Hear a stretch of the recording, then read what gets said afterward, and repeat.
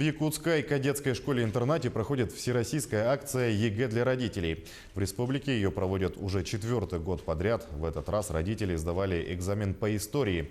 Сейчас на месте находится наш корреспондент Юрий Осипов. Юрий, приветствую, ждем от тебя подробностей. Да, здравствуй. Сейчас мы находимся в кабинете, в котором и проходил экзамен. Сейчас он уже завершился. Как ты и сказал, в этом году родители сдавали экзамен по истории. Первые сдавшие его родители вышли уже через 40 минут после его начала. Полностью же он занял около часа.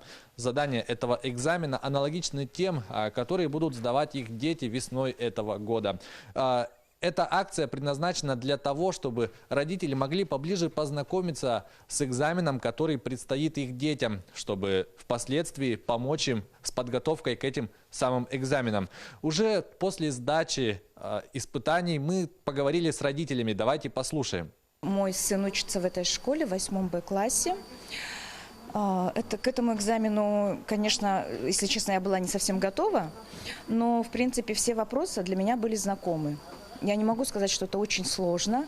В принципе, если ребенок учится, и он учится не пропуская, и как-то, ну, скажем так, ответственно, то, конечно же, я думаю, что это вполне допустимо, чтобы сдать хорошо этот экзамен по истории. В конце хотелось бы отметить, что само мероприятие, сама акция будет проходить до 2 марта. За это время все родители учащихся всех школ республики смогут сдать экзамены ЕГЭ и подготовить своих родителей. К этому часу у меня вся информация.